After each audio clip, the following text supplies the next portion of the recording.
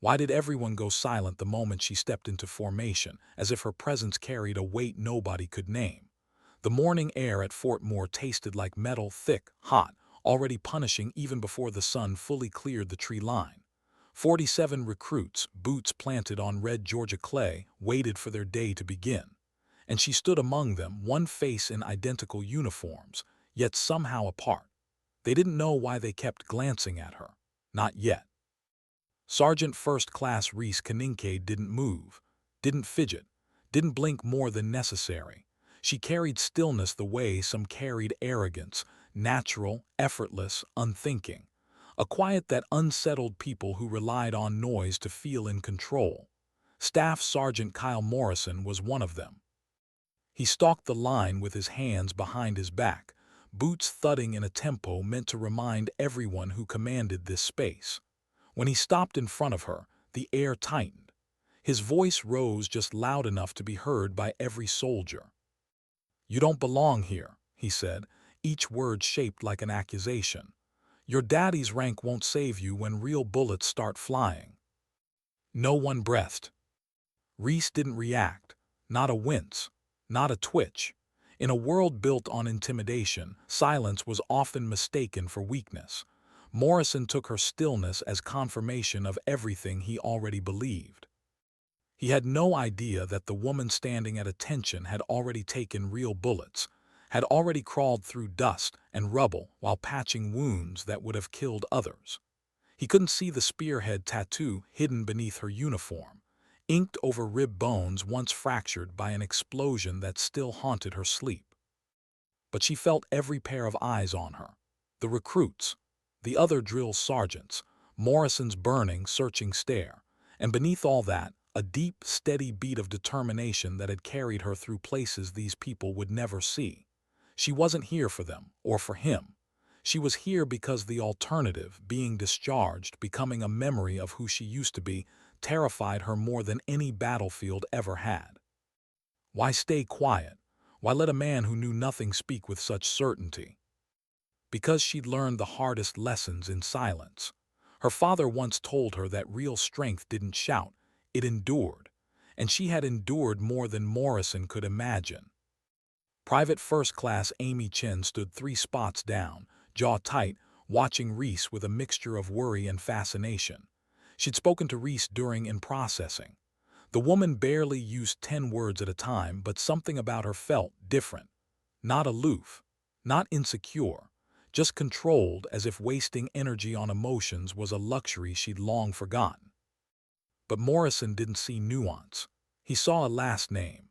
He saw a woman in a role he already believed she shouldn't have, and he saw an opportunity to prove himself right.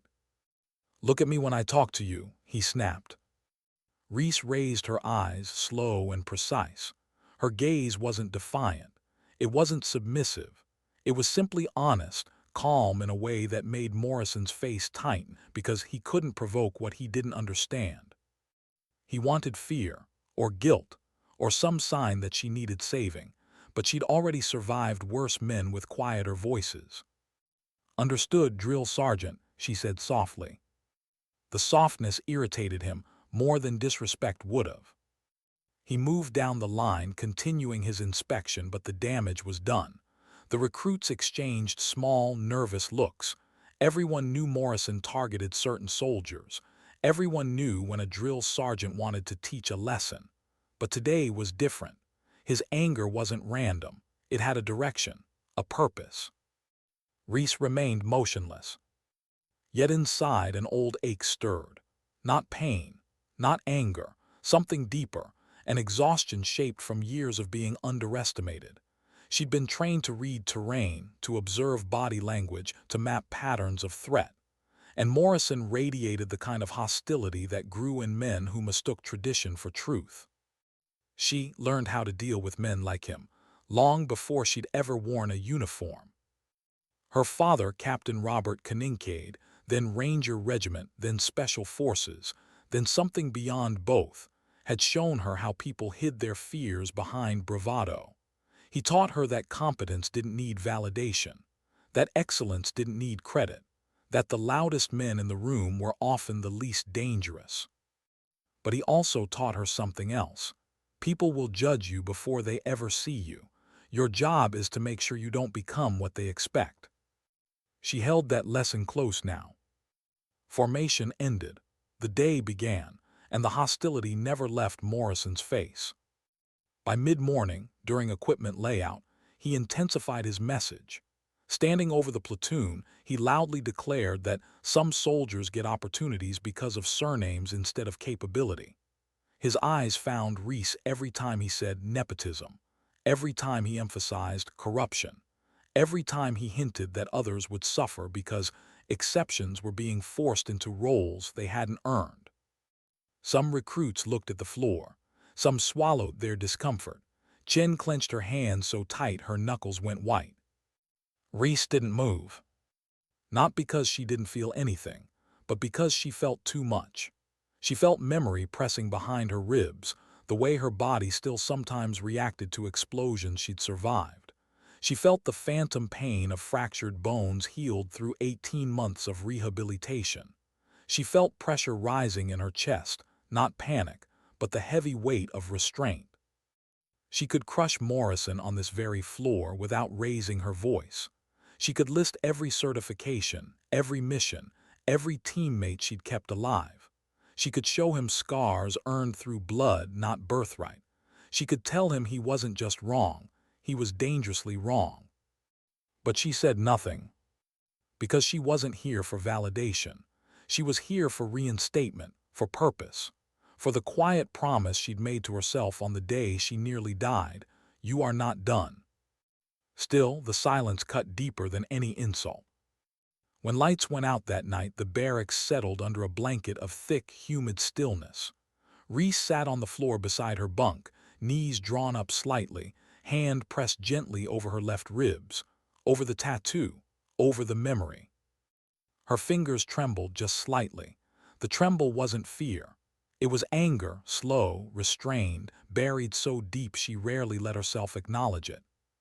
She thought of Syria, the building with thin walls and wounded teammates, the sound of gunfire tearing through concrete, the way she'd held pressure on a dying man's chest while controlling air support through dust-choked comms.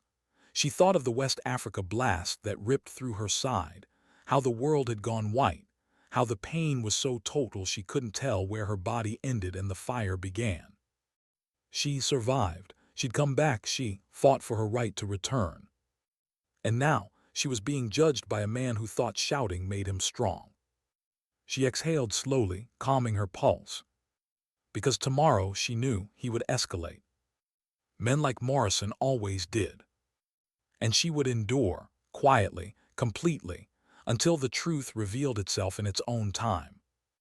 But she didn't know, couldn't know, that tomorrow would be the moment everything changed, that the obstacle Morrison chose would reveal more than he ever intended, that the soldiers watching would learn something they'd never forget, and that Morrison himself would confront a truth he'd spent his entire career avoiding. Sometimes strength doesn't roar.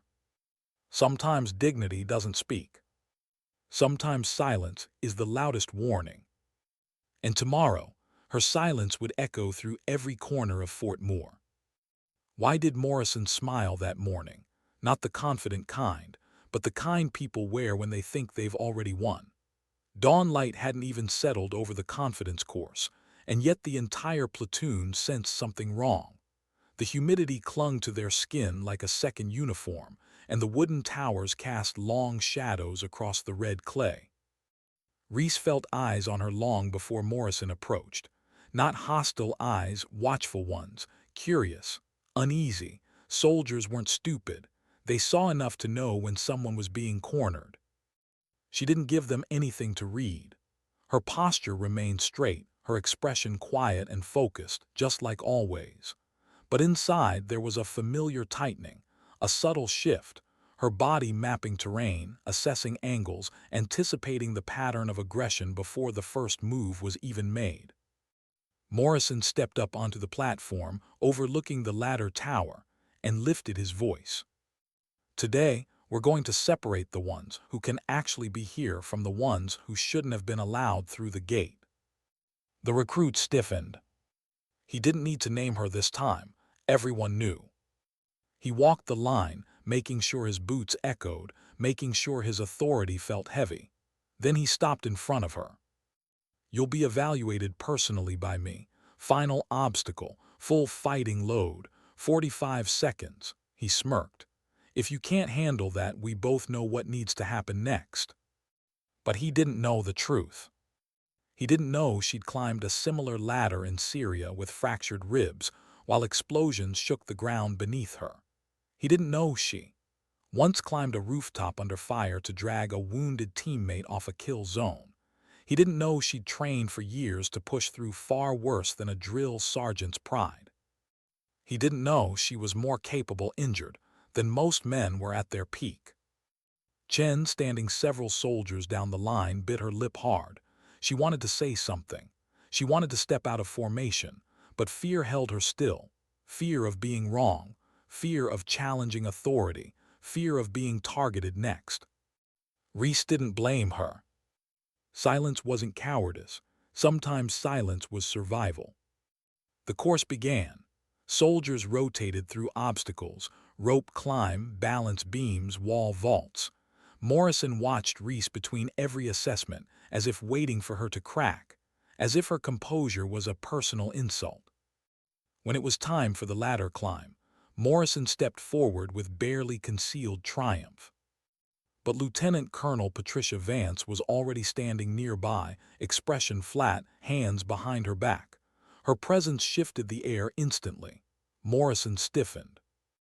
"Drill sergeant," she said calmly, "you will demonstrate the modified standard first."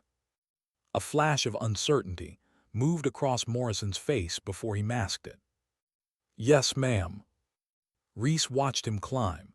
His technique was solid, strong arms, powerful pulls, steady rhythm. He slapped the top beam at 42 seconds. Not bad, not exceptional. He descended and cleared his throat. "That is the standard. All soldiers will meet it." He said it loudly, but his eyes cut toward Reese, daring her to try.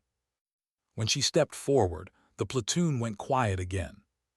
She strapped into the full fighting load, plates, Kevlar, rifle. The weight settled onto her body like an old memory. It didn't intimidate her. It grounded her. She touched the first rung. "Go," Morrison barked. Her body moved before the word fully left his mouth. Not fast, not frantic, efficient. Reese climbed with the fluidity of someone trained to conserve energy under extreme stress. She didn't muscle her way up. She angled her feet, used her legs, controlled her breathing. Every movement was deliberate, practiced, refined over years of special operations training. Halfway up, she heard nothing. Not Morrison, not recruits, not the wind, just her own breath. When she slapped the top beam, her chest rising in slow, controlled breaths, Morrison stared at the stopwatch like his world had tilted off its axis. 38 seconds.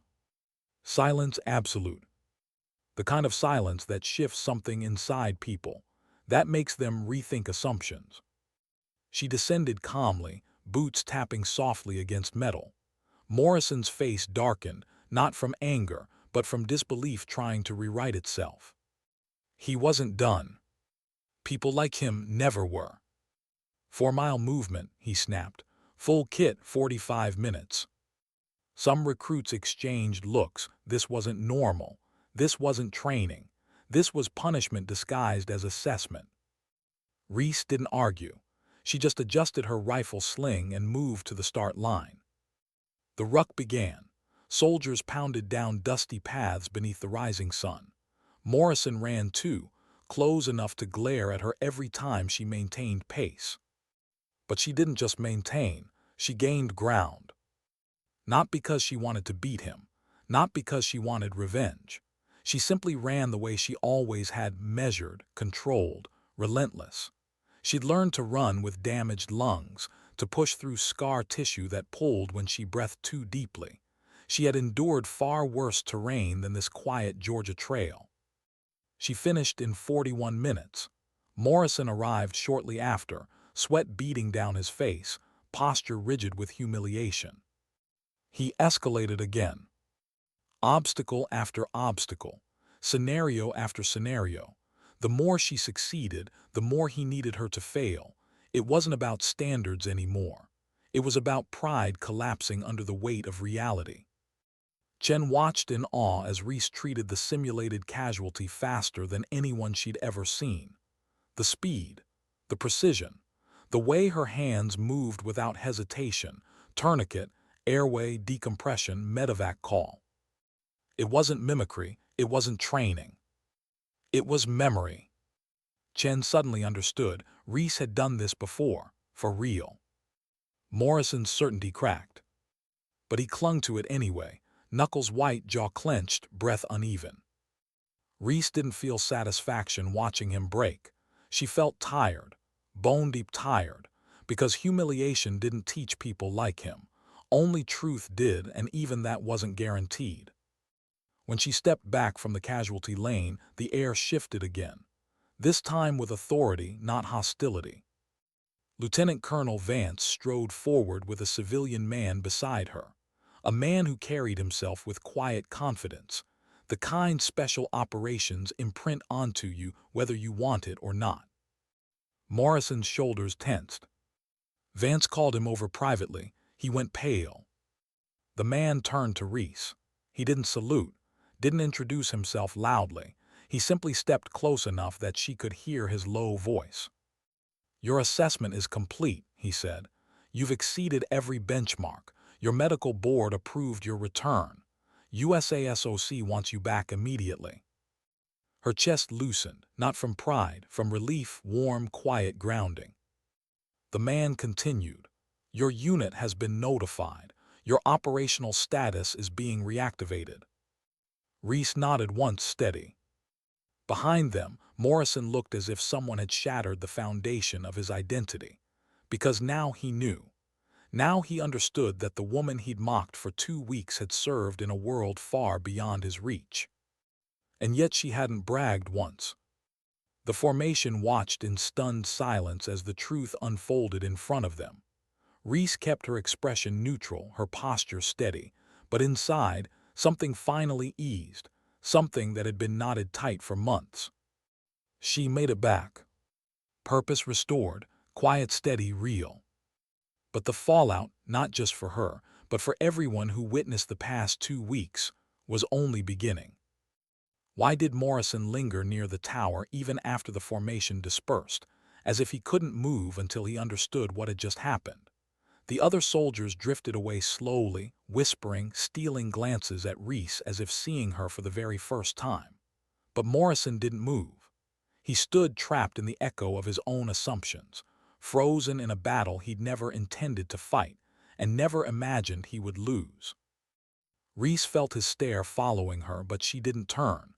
She didn't need confrontation. She didn't need victory. She needed peace, and she'd fought far more brutal battles to earn it.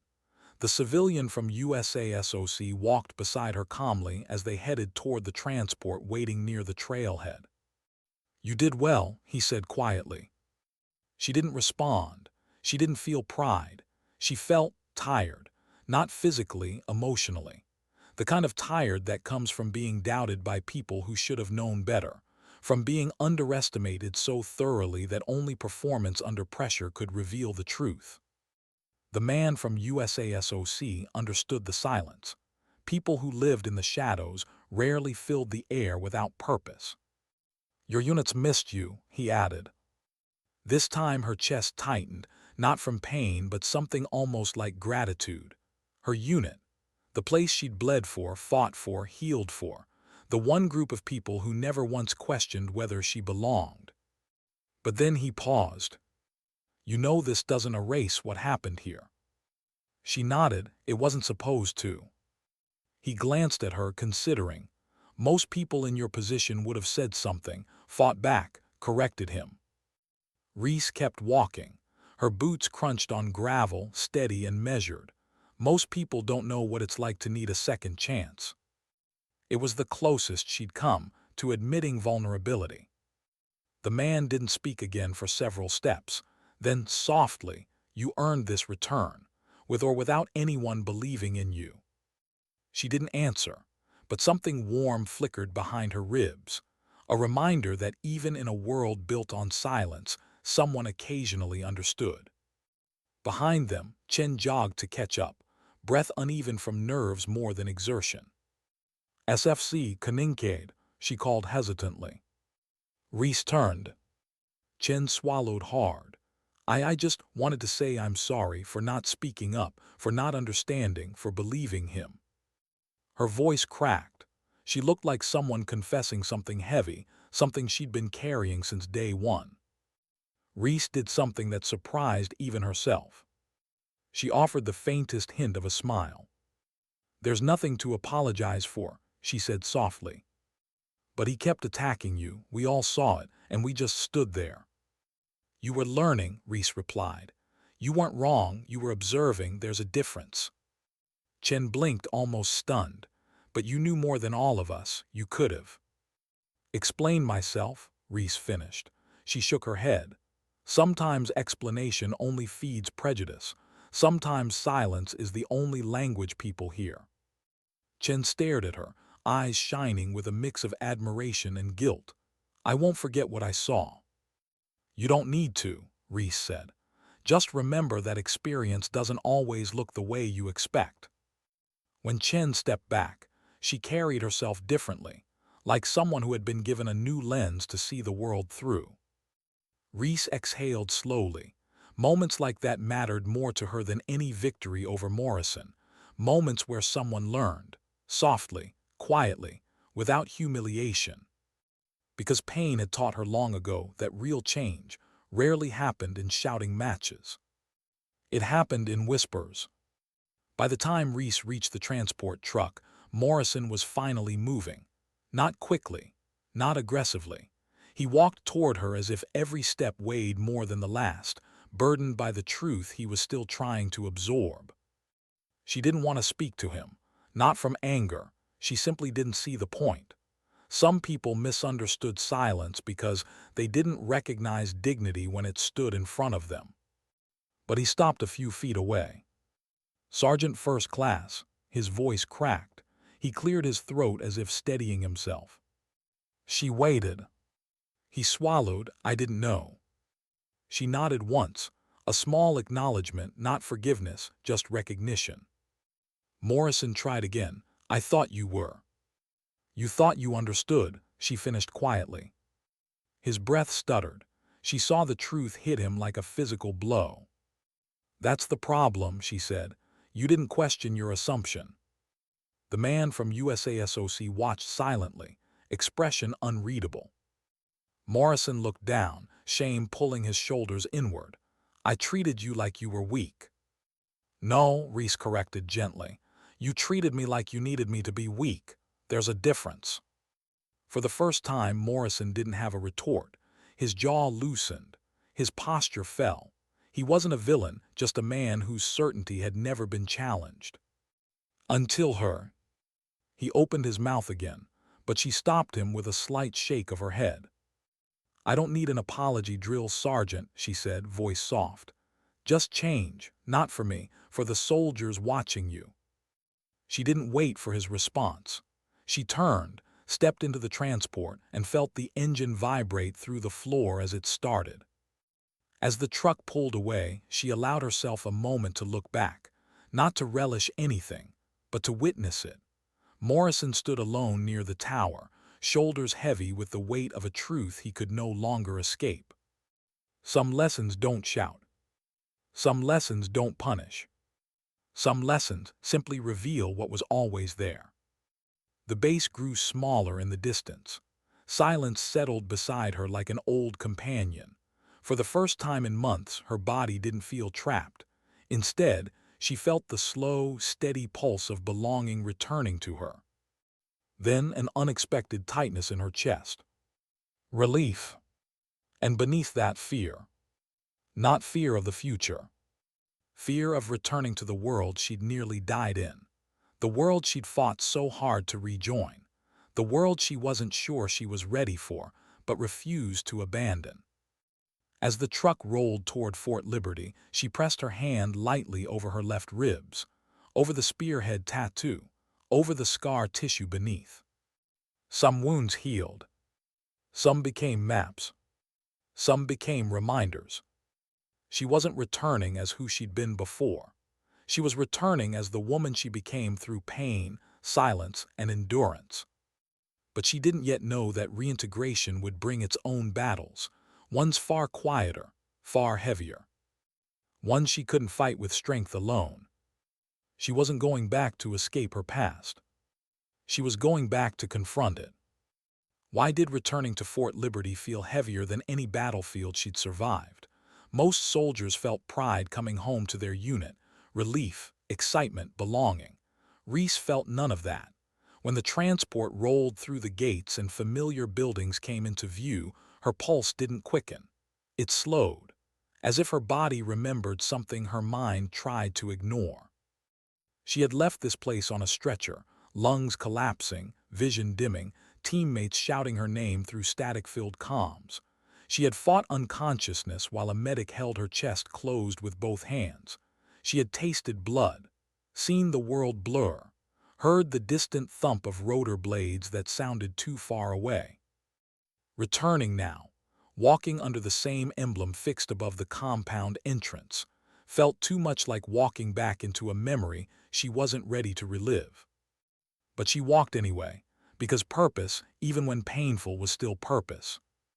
The man from USASOC guided her through the administrative building, exchanging quiet nods with other operators who recognized her instantly. She saw their reactions, small surprise, small relief, small respect. Not one of them asked what happened during the training reassessment. They didn't need explanations. They understood the silent parts. Inside the briefing room, her team sergeant, Master Sergeant Keller, looked up from a table scattered with maps and intel packets. His beard had more gray than before. His eyes, sharp as ever, softened the moment he saw her. "You look alive," he said. She almost smiled, almost. "I worked on that," she replied. Keller approached, studying her posture, her breathing, her gait. It wasn't scrutiny. It was care disguised as assessment. "You ready?" he asked quietly. The truth pressed against her throat. She wanted to say yes, wanted it to be true, wanted to believe the fire inside her was still the same fire she'd carried through every mission. But her silence gave the real answer. Keller didn't push. "We'll ease you in, no heroics." She nodded once. He handed her a folder, classified tabs, redacted pages, mission outlines. When she touched it, her fingers tingled, a mix of anticipation and something dangerously close to fear. Not fear of the mission. Fear of not being the soldier she once was. The rest of the team filtered in, faces she knew, voices she recognized instantly. O'Neill, Rodriguez, Price, Wilkins, the people she'd bled beside, the people who'd carried her out of hell once before. O'Neill approached first. "Heard you beat a drill sergeant on a timed obstacle course," he said, grinning. "It wasn't a competition," she replied. "Still sounds like a win to me." Price nudged her arm. "We're glad you're back, Reese. Things weren't the same without you." She felt warmth in her chest, a rare feeling, belonging, quiet, steady, fragile. But beneath it, the fear continued. During the briefing, she listened, tracked details, evaluated routes, assessed risks. Her mind worked flawlessly, but her body didn't feel the same. Every time Keller's laser pointer circled the area of operation, her ribs tightened. Every time he said the word extraction, her breath caught for half a second.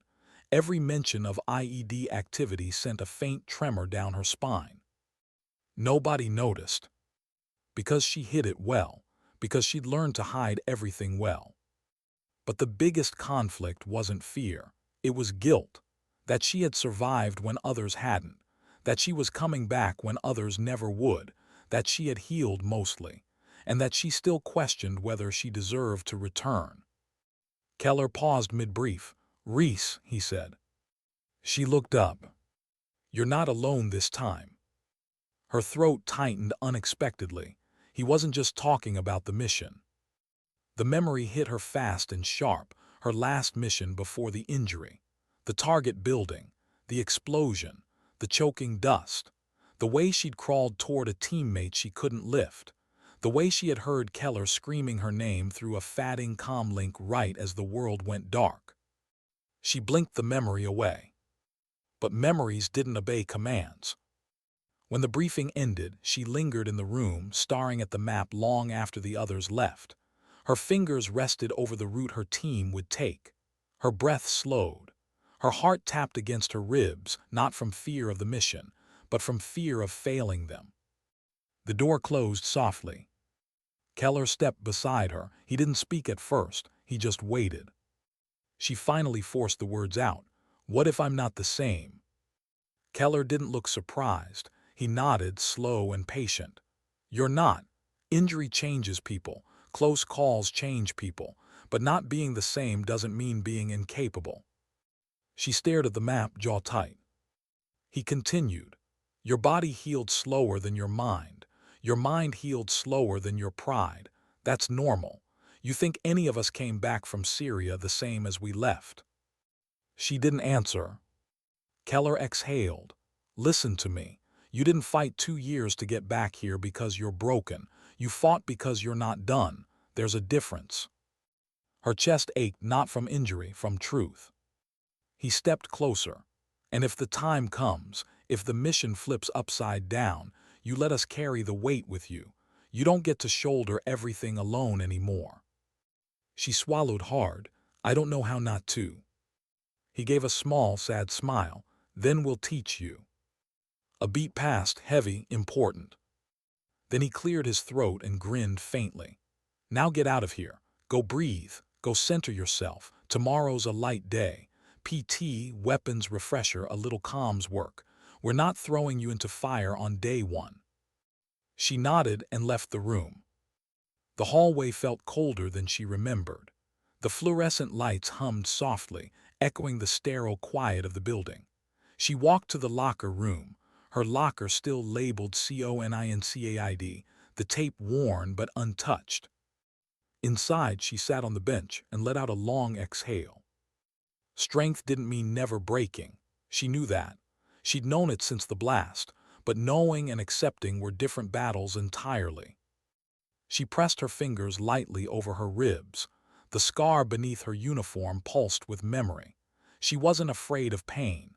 She was afraid of hesitation, of anything that made her less than what her team needed her to be. She closed her eyes.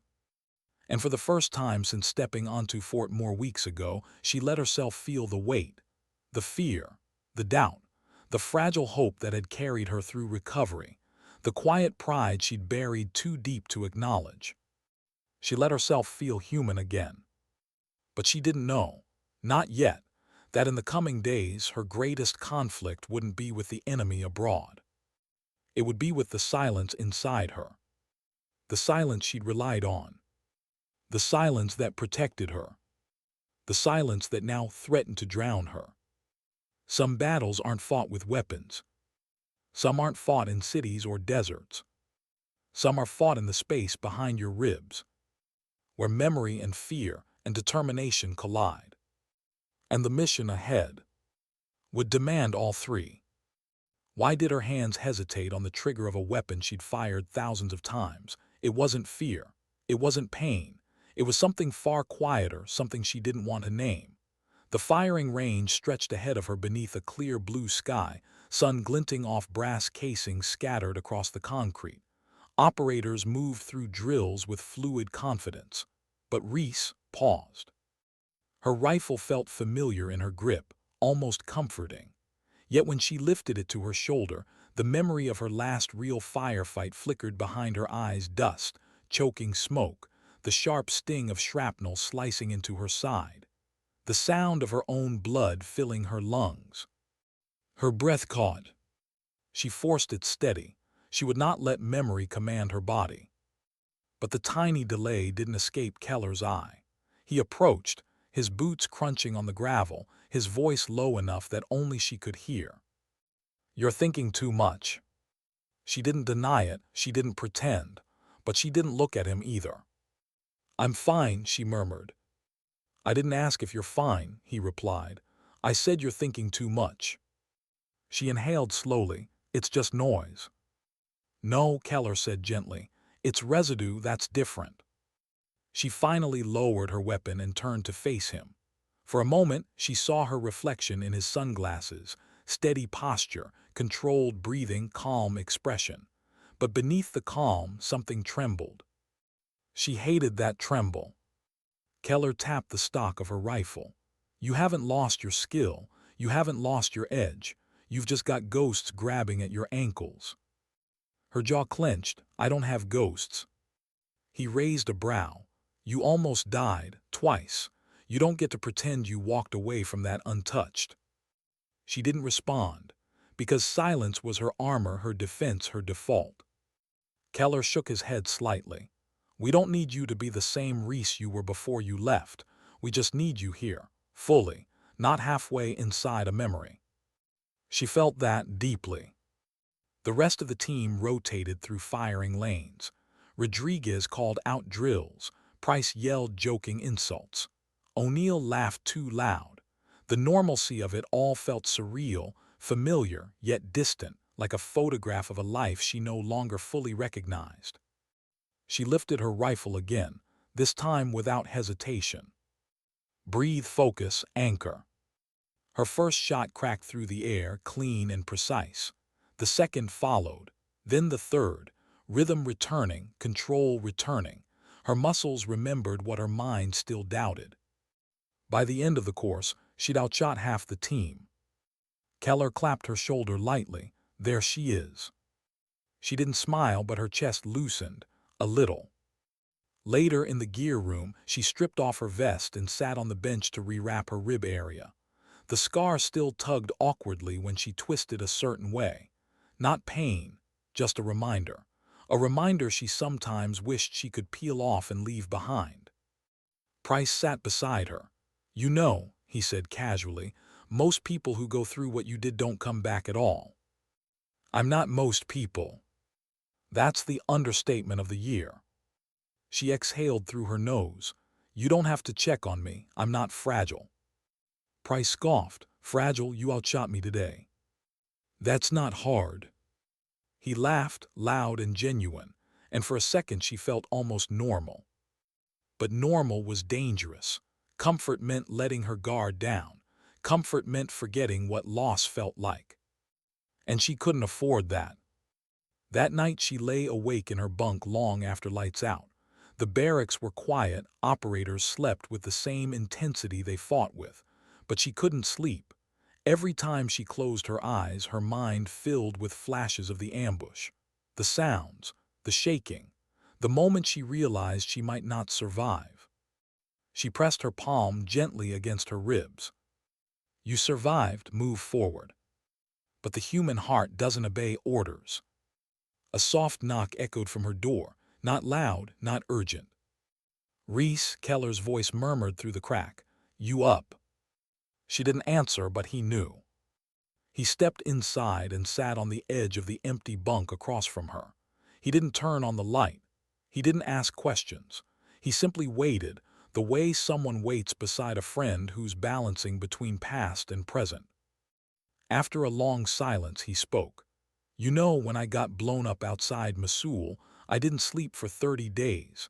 Every time I closed my eyes, I could feel the pressure wave again. She looked up sharply. Keller rarely talked about his injuries. He continued, I learned something during that time. A pause. Your body heals first, your pride second, your mind last. She swallowed, and after your mind. After your mind, he said softly, comes forgiveness. For what? For surviving. Her breath caught. Keller leaned forward. You think you're alone in this? Every operator I've ever known carries ghosts, some louder than others, but nobody walks away unaffected. She looked away, eyes burning. I'm not trying to be unaffected. No, you're trying to be unchanged, he sighed. But you are changed. You're supposed to be. Experience is supposed to leave marks. She closed her eyes. His words pierced deeper than she wanted to admit. Reese, he said gently, You're not broken, you're just haunted, and haunted people can still fight.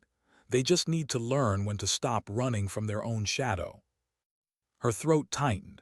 She felt her chest shudder once, quiet, controlled, but real. Keller didn't move, didn't press, didn't judge. He simply sat with her in the dim silence, letting her breathe through the weight she'd carried alone for too long. Some minutes passed, maybe more. Finally, she whispered, "What if I hesitate out there?" Keller didn't soften his voice. "Then someone covers you. That's how teams work. Nobody asking you to be invincible." Her voice cracked. "I don't want to fail anyone." "You won't," he said firmly, "because you're already fighting harder than anyone, and we see it, all of us." She inhaled shakily. Keller stood and rested a hand briefly on her shoulder. "You don't have to prove anything. Not to me, not to the team, not to the army. You've already earned your place here." When he left, Reese sat on the edge of the bed, head bowed, trying to steady her breathing. His words lingered like a soft echo through her chest. "You've already earned your place." But earning it didn't silence the fear. Earning it didn't erase the memory of bleeding out in the dust. Earning it didn't prepare her for what came next. Because the mission on the briefing table, the one she would join in less than 48 hours, wasn't routine. It wasn't low risk. And it wasn't forgiving. She was returning to the field, to the world that almost killed her, to the job she loved, to the life she couldn't live without. But she didn't yet know that the mission ahead would demand more from her than any bullet, explosion, or enemy ever had. Because this time, the battlefield wasn't the only place she'd have to survive. Why did the world go so quiet the moment the helicopter lifted into the night sky, as if the air itself was holding its breath for her? Reese sat strapped in near the ramp, her rifle resting across her knees, the hum of the rotors beating deep into her bones. The others ran their final checks with calm, practiced movements. This was their rhythm, their comfort zone, their battlefield heartbeat. But for her, tonight felt different. Not because she was afraid of dying. She made peace with that possibility long before her first deployment. No, the fear clawing at the edges of her breath was something far heavier. What if she wasn't who she used to be? She looked down at her hands, steady, strong, capable. But memory whispered otherwise, memory of a dusty street, the thunder of an explosion, the choking weight of blood filling her lungs. The memory she still woke from gasping, hand clutching her ribs. The medic across from her, Rodriguez, noticed her distant look. He leaned forward, bumping her knee lightly with his own.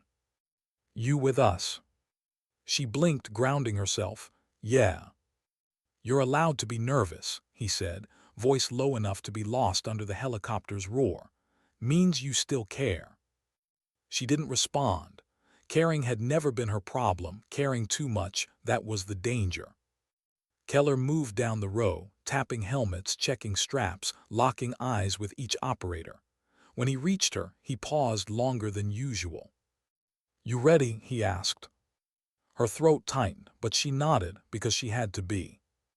He didn't push. He simply placed a gloved hand on her shoulder, a weight, a reminder, a silent anchor, and moved on. The insertion point appeared below as a dark patch of earth in a moonlit valley. No lights, no movement, just the quiet hum of danger waiting. The helicopter dipped. The wind smacked her face. And the moment her boots hit the ground, a familiar instinct surged through her, steady, sharp, cold. Purpose. They moved in formation across rough terrain, night vision goggles painting the world in shifting green. The target compound sat low against the hillside, surrounded by crumbling stone walls. Intelligence said the high-value target was inside with a small security team. But intelligence had been wrong before. Reese took the rear position, scanning the ridge, breathing slow and controlled. Every step felt like reclaiming a piece of herself. The training, the discipline, the years of becoming who she was. Yet beneath it, a conflict simmered. Her body moved flawlessly. Her mind followed. But her heart kept asking the question she'd buried. What if I fail them? What if I freeze? What if the past catches me mid-stride? They stopped near the outer wall. Keller raised 2 fingers, signaling stack formation. She took her place without hesitation. Rodriguez whispered the breach countdown. 3, 2, 1. The charge blew, dust billowed, boots pounded forward. Reese's rifle came up automatically, sight scanning doorways, corners, shadows. The world narrowed into movement and breath, sound and light, threat and response. Operators flowed through the compound with precision, rooms cleared, hallways secured. Then gunfire. Close, sudden, sharp. Reese didn't think, she moved. Body low, rifle snapping toward the source. A figure darted behind a crumbling wall, muzzle flash lighting their silhouette. She felt something inside her spark, not fear but instinct. Old, honed, familiar. She pressed forward, covering the angle. Price flanked left. O'Neill lobbed a flashbang. The explosion lit her NVGs, and she surged into the room behind the entry team. The hostile barely had time to recover before she fired, controlled, perfect shots that dropped him cleanly. Her breath came steady. Her hands didn't shake. Keller's voice crackled through comms. Good work, continue sweep. The team moved deeper into the compound. Reese noted every sound, the creak of a loose board, the whisper of wind through broken glass, the faint scuff of boots behind her. Her senses sharpened, every muscle tuned to the mission. She felt alive. They reached the final room. The one intel suggested held the target. Keller signaled her forward. You and me. She hesitated, not from fear, but from surprise at his choice. You trust me with point, she whispered. He looked at her through the faint glow of his NVGs. I always have. Something in her chest loosened sharply. They stacked. Keller counted down silently. 3, 2, 1. Reese kicked the door. Inside, 2 hostiles, startled, reaching for weapons. The room exploded into motion. She moved before thought, before hesitation, before fear had time to form. Her rifle barked. Keller engaged the second target. A table overturned. A chair crashed to the floor. Dust swirled. Then silence. The target was down, the room secure. Keller exhaled, clear. She lowered her rifle slowly, breathing deep, steady. No shaking. No hesitation. No collapse. Her body remembered. Her training held. Her resolve endured. But then something unexpected happened. Her eyes burned. Not with fear, not with trauma. With relief so overwhelming it nearly brought her to her knees. She wasn't broken. She wasn't diminished. She wasn't a ghost of who she used to be.